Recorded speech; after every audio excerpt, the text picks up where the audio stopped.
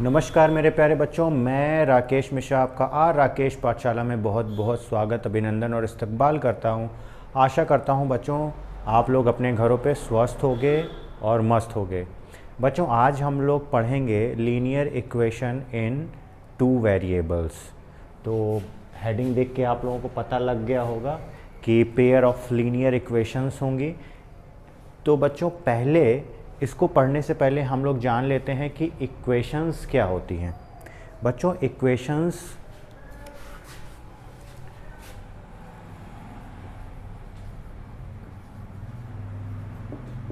इसमें क्या होता है, इक्वेशन एक एल्जेब्रिक एक्सप्रेशन होता है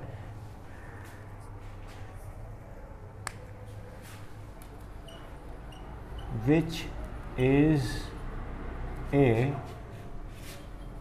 algebraic expression in which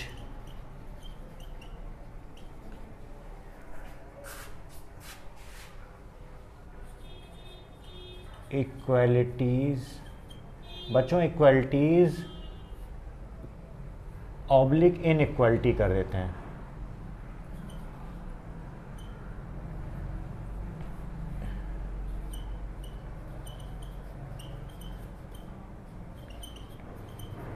are equality t Y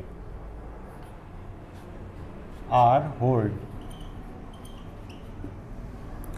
इसका कहने का मतलब क्या हो गया बच्चों कि इक्वेशन एक एल्जेब्रिक एक्सप्रेशन होता है, जैसे x square plus y square is greater than 2x।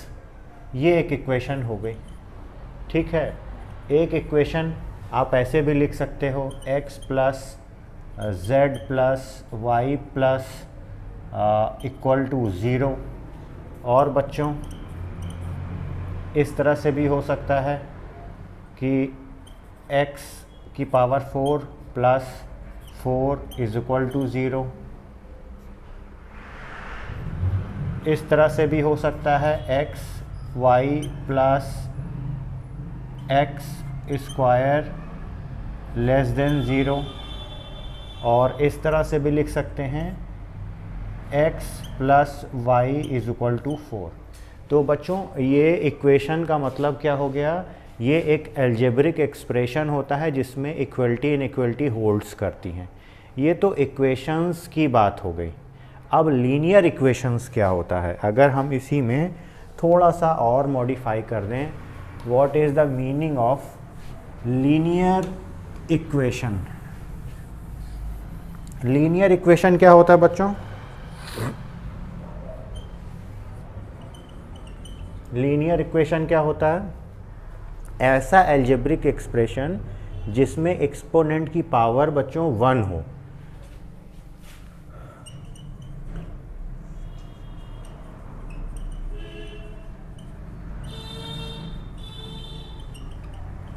Expression in which degree of variable is 1 और सिंगल कुछ ऑब्लिक कर लीजिए। तो बच्चों ऐसा होता है कि जो वेरिएबल की डिग्री होती है वो एल्जेब्रिक एक्सप्रेशन में 1 होती है, जैसे ये।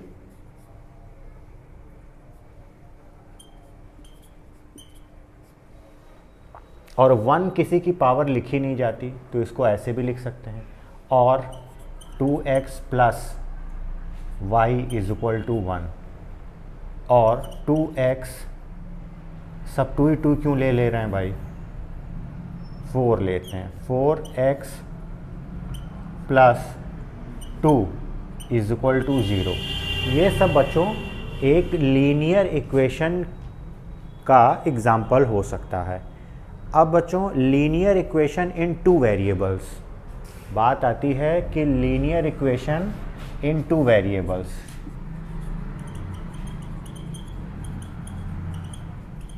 इन टू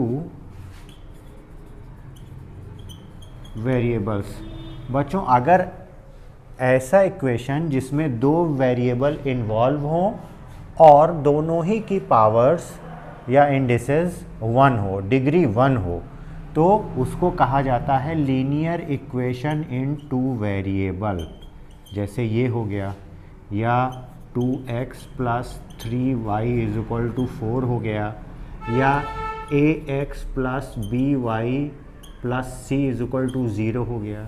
ये आपका बच्चों क्या हो गया, linear equation in two variable. x भी वेरिएबल है, y भी वेरिएबल है।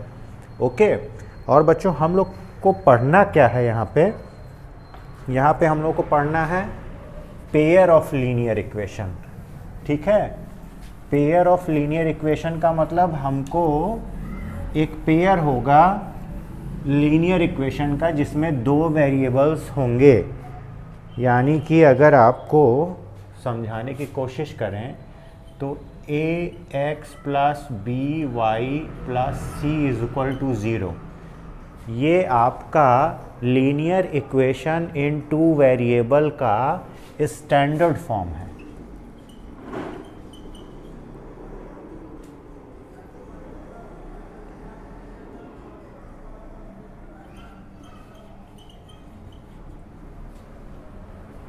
ठीक है, अगर ये स्टैंडर्ड फॉर्म है तो हमको 2 इक्वेशन निकालनी है, 2 इक्वेशन लिखनी है। इसी को ऐसे भी कर सकते हैं, जैसे 2x + 3y + 1 = 0।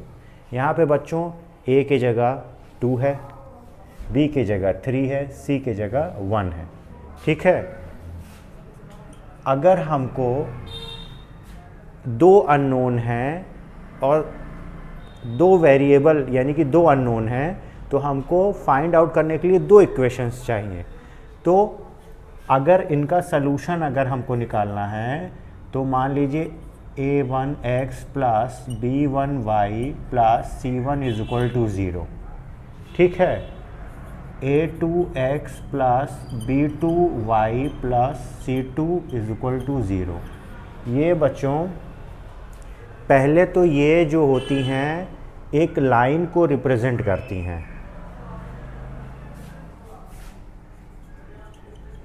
Linear equation in two variable are represent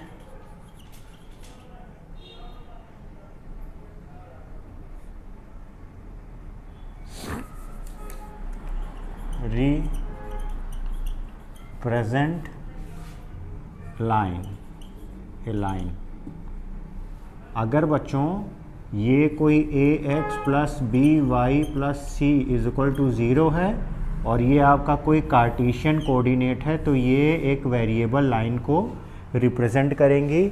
और ये लाइन के स्लोप, ग्रेडियंट या इस लाइन का मूवमेंट कैसे होगा, ये a, b और c के ऊपर निर्भर करेगा। अगर ये x एक्सिस था और ये y एक्सिस था, x एक्सिस को क्या कहते हैं, एब्सिसा, और इसको कहते हैं ऑर्डिनेट। तो बच्चों ये लाइन किस तरह से होगी, ये a, b, c पे और उनके नेचर पे डिपेंड करेगा। और बच्चों अगर 2 लाइनें हैं, जैसे ये 2 लाइनें हैं L1, L2, क्योंकि हमने पढ़ा है कि लीनियर इक्वेशन जो होती है वो 2 वेरिएबल में एक लाइन को रिप्रेजेंट करती है। और हमारे पास 2 लाइन हैं, और 2 लाइन का मतलब क्या हो गया कि ये 2 लाइन कैसी होंगी, कार्टेशियन प्लेन पे होगी। अगर एक हमारे पास इक्वेशन है तो इसमें 2 वेरिएबल हैं। अगर हमको दोनों वेरिएबल की वैल्यू फाइंड आउट करनी होगी तो हमको इसके रिस्पेक्ट में एक और इक्वेशन चाहिए होगी उन्हीं 2 वेरिएबल में। अगर ये एक्स वाई में एक वेरिएबल है तो दूसरा भी एक्स वाई में ही वेरिएबल हो। ऐसा ना हो कि एक एक्स वाई में है और दूसरा वाई जेड में है, ऐसा बिल्कुल नहीं होना चाहिए। अगर पहला एक्स वाई में है वेरिएबल तो दूसरा भी एक्स वाई में ही होना चाहिए। तो बच्चों इन दोनों को सॉल्व करके हम क्या कर सकते हैं, एक्स और वाई की वैल्यू फाइंड आउट कर सकते हैं। अब जब हम सॉल्व करते हैं तो सॉल्व करने के कुछ मेथड होते हैं, ठीक है। एक पहला जो होता है वो सब्स्टिट्यूशन होता है।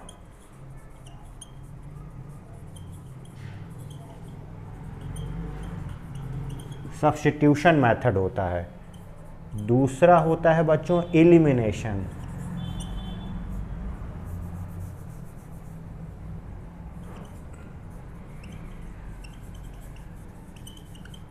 और बच्चों तीसरा होता है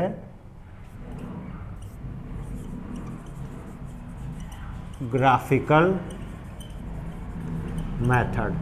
तो ये मेनली जो है आपके बच्चों 3 टाइप के होते हैं मेथड इस तरह की इक्वेशन को सॉल्व करने के, ठीक है।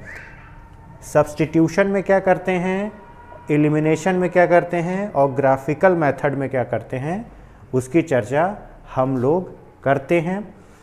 उससे पहले हम लोग जानते हैं होता क्या है बच्चों। अगर आपकी ये L1 लाइन थी, ठीक है, अगर ये L1 लाइन थी तो हमको दूसरी लाइन जो L2 थी वो कुछ इस तरह से थी कहीं, ठीक। तो जो ये इसका सलूशन होता है बच्चों, जो इंटरसेक्टिंग पॉइंट होता है वही आपका क्या होता है, सलूशन। क्योंकि यही वैल्यू जो होती है एक्स वाई की वो इन दोनों लाइन को सेटिस्फाई करती है और इन दोनों लाइन का सलूशन होती हैं। अब उसका लाइन के नेचर पे इसकी वैल्यू डिपेंड करती है बच्चों, तो उसको हम आगे देखते हैं। ओके बच्चों, बात की जाती है कंडीशंस ऑफ रूट।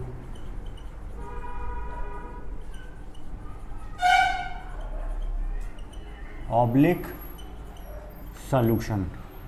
बच्चों अगर a1 x plus b1 y plus c1 is equal to 0, a2 x plus b2 y plus c2 is equal to 0, ये आपकी L1 लाइन थी, ये L2 लाइन थी, ठीक।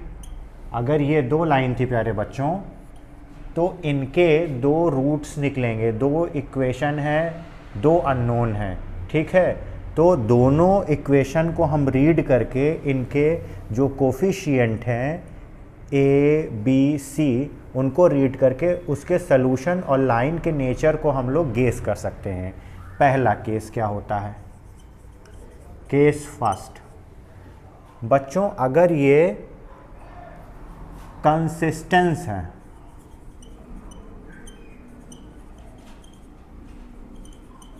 यानी कि इनका सलूशन है,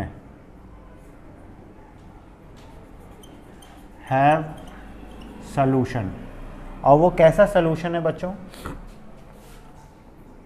अगर a1 अपॉन a2 बराबर नहीं है b1 अपॉन b2 के, तो ये कंडीशन अगर होल्ड होंगी तो क्या होगा, ये लाइन का नेचर होगा। तो वो लाइनें कैसी होंगी बच्चों, इंटरसेक्टिंग लाइंस होंगी। ये कुछ इस तरह से लाइन होंगी। अगर ये L1 है तो L2 है और ये इंटरसेक्टिंग पॉइंट है और यही आपका क्या होगा, सलूशन, यही आपके रूट्स होंगे, ठीक है। यानी कि अगर कंसिस्टेंस है तो a1 upon a2 does not equal to b1 upon b2 होगा। एग्जाम्पल अगर इसका लेना चाहें तो जैसे 2x plus 3y is equal to 1, ठीक है। और यहाँ पे ले लेते हैं x plus 5y is equal to 1। तो आप देखिए यहाँ पे इनका कोफिशिएंट 2 अपॉन 1, अब इक्वल कीजिए किसके, 3 अपॉन 5 के। ये बराबर नहीं है तो ये जो दो लाइनें होंगी वो इंटरसेक्टिंग होंगी और इसके एक यूनिक सॉल्यूशन या रूट होंगे। Okay, case 2। केस 2 क्या होता है बच्चों, जब आपका इनकंसिस्टेंस लाइन हो।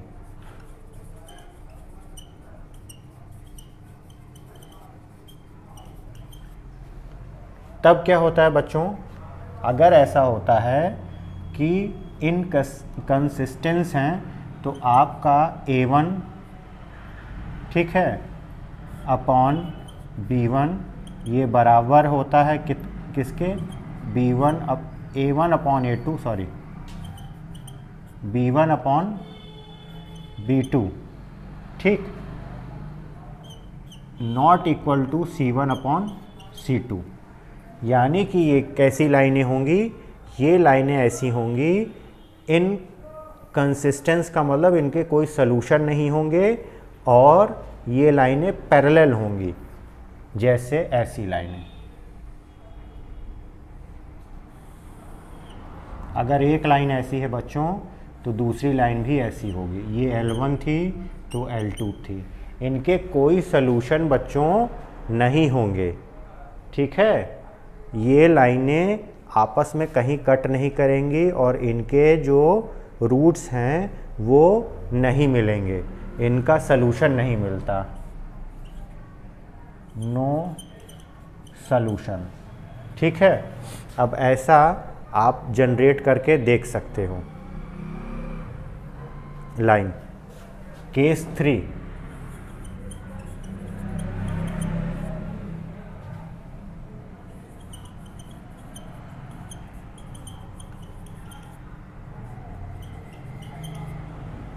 अगर इस तरह से है कि A1 upon A2 not equal to B1 upon B2 equal to सब ये C1 अपॉन C2 ठीक है। अगर इस तरह से है बच्चों तो ये क्या होगा, कंसिस्टेंस होगा और ये सलूशन प्रोवाइड करेंगी, सलूशन होगा, रूट होगा इसका या, और ये पैरेलल लाइंस हो जाएंगी, यानी कि कोइंसिडेंस लाइन होंगी और पैरेलल होंगी, यानी कि एक लाइन दूसरे लाइन पे बच्चों ओवरलैप कर जाएंगी। एक लाइन ये L1 थी तो ये लाइन L2 भी इसी पे ओवरलैप हो जाएगी, ठीक है। इन्फिनिटी मेनी सॉल्यूशन होंगे, इनके होंगे क्या, ये इधर से आपका अलग है, इसका होगा इनफिनिट मेनी सॉल्यूशन। तो इसके बच्चों इन्फिनिट मेनी सॉल्यूशन होंगे और ये डिपेंडेंट होंगे, रूल जितने रूट होंगे वो एक दूसरे के ऊपर डिपेंडेंट होंगे, क्योंकि इसके मेनी रूट्स होंगे, जितने पॉइंट्स होंगे सब एक दूसरे पे डिपेंड करेंगे, सारे जो है एक ही लाइन पे होंगे, ठीक है। ये नेचर हो गया आपका, ओके बच्चों। ये पहला क्वेश्चन है, इसमें आपसे क्या कह रहा है, बहुत इंपॉर्टेंट है, इसको ध्यान से सुनिएगा, और ये वर्ल्ड प्रॉब्लम है। कह रहा है Aftab tell his daughters 7 years ago I was 7 times as old as you were then. Also 3 years from now I shall be 3 times as old as you will be. Is not interesting? Represent these situation algebraically and graphically. तो बच्चों इसमें अल्ताफ़ अपने बच्ची से कह रहा है कि 7 बरस पहले मैं 7 गुना था तुम्हारा एज का, और 3 साल आगे मैं तुम्हारे एज का तिगुना होऊंगा। ये क्या इंटरेस्टिंग नहीं है? इसको आप एल्जेब्रिक एक्सप्रेशन में लिखिए और ग्राफली इसका रिप्रेजेंट कीजिए। तो बच्चों इसको वर्ड प्रॉब्लम को एल्जेब्रिक एक्सप्रेशन में हम लोग कन्वर्ट करते हैं। Let the present age of Altab be X and his daughter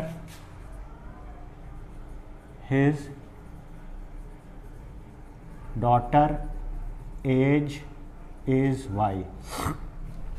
Then according to condition 7 years ago x minus 7 and y minus 7, I was 7 times as old as you were then, यानी कि मेरी जो ये अल्ताफ़ की आज से प्रेजेंट एज ये है, तो 7 माइनस कर दिया दोनों में, जो ये एज होगी वो इसकी एज की 7 गुनी होगी।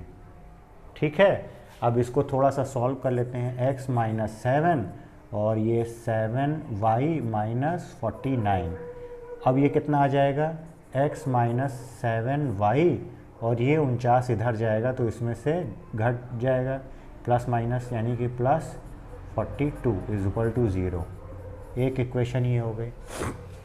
अगेन कह रहा है कि 3 साल पहले आगे, यानी कि x में भी 3 साल जोड़ दो, y में भी 3 साल जोड़ दो, जो इसकी एज होगी वो इसकी तिगुनी होगी। तो कितना हो जाएगा, x प्लस 3, यहाँ पे 3y प्लस 9, अब ये x माइनस 3y हो जाएगा और ये इधर जाएगा तो माइनस 6 हो जाएगा इज इक्वल टू 0। ये दूसरी इक्वेशन हो गई। तो ये एल्जेब्रिक फॉर्म हो गया आपका। ठीक है, अब इसको हमको रिप्रेजेंट करना है किस में, ग्राफिकली नोटेशन करना है, तो इसके लिए हमको एक्स वाई कोऑर्डिनेट बनाना पड़ेगा। ठीक है, ये हम बना दिए। हम इसकी कंडीशन को देख के लाइन रिप्रेजेंट करते हैं। जैसे यहाँ पे 6 है तो 6 तक करते हैं इसको, 1 2 3 4 5 6 7 8 9 10, 1 2 3 4 5 6 7 8, 1 2 3 4 5 6 7 8, 1 2 3 4 5 6 7 8 9। बच्चों पहले इसमें इसको देखते हैं, बॉक्स बनाते हैं। ये इक्वेशन सेकंड के लिए 2 ही पॉइंट हम निकालेंगे। ठीक है, तीसरा आप निकालिएगा, x और y। अगर बच्चों x इज इक्वल टू 0 लेते हैं तो y की वैल्यू कितनी मिलेगी, ये 0 हो जाएगा, ये उधर जाएगा ना, तो ये प्लस 3 हो जाएगा और ये नीचे आएगा, 3 से कटेगा, 3 दूनी 6 माइनस 2। ठीक, अब जरा y इज इक्वल टू आप 0 ले लो, यहाँ पे ये 0 हो जाएगा यानी कि पूरा, तो यहाँ पे इसके करस्पॉन्डिंग वैल्यू कितनी मिलेगी, अगर ये पूरा 0 तो ये उधर जाएगा तो हो जाएगा प्लस यानी कि 6। ठीक है बच्चों, एक पॉइंट ये मिला, एक पॉइंट ये, x पे 0, y पे -2, y पे -2 यानी कि एक पॉइंट यहाँ पे होगा। ठीक है, y पे 0, y पे 0, x पे 6, प्लस माइनस का ध्यान रखिएगा, ये -2 होगा यहाँ पे, ये पॉइंट 0 और -2 होगा। ठीक है, और x इज इक्वल टू 6, 1 2 3 4 5 6, ये 6 0 होगा पॉइंट, ये वाला, और ये एक लाइन बनेगी ऐसे जो जाएगी। ठीक है, आड़ी तिरछी है लेकिन काम चलाऊ है। सिमिलरली बच्चों इसमें आपको x और y में इसी के सामने, ओके, ये x हो गया, ये y। ओरली इसको सॉल्व कीजिए बच्चों। अगर यहाँ पे x is equal to 0 let करते हैं, x की वैल्यू 0, तो y की वैल्यू कितनी आएगी, ये उधर चला जाएगा, माइनस से प्लस हो जाएगा, 7 नीचे आएगा, 7 छंग 42, 6 आ जाएगी, प्लस की आएगी। अगर बच्चों y इज इक्वल टू 0 था, अगर ये 0 हो जाएगा तो ये उधर चला जाएगा यानी कि -42 आएगी। अब बच्चों x इज इक्वल टू 0 और y इज इक्वल टू 6, एक पॉइंट ये हो गया, 0 6, x पे 0 और y पे 6, यानी कि 1 2 3 4 5 6, एक पॉइंट आपका ये मिल गया 0 6।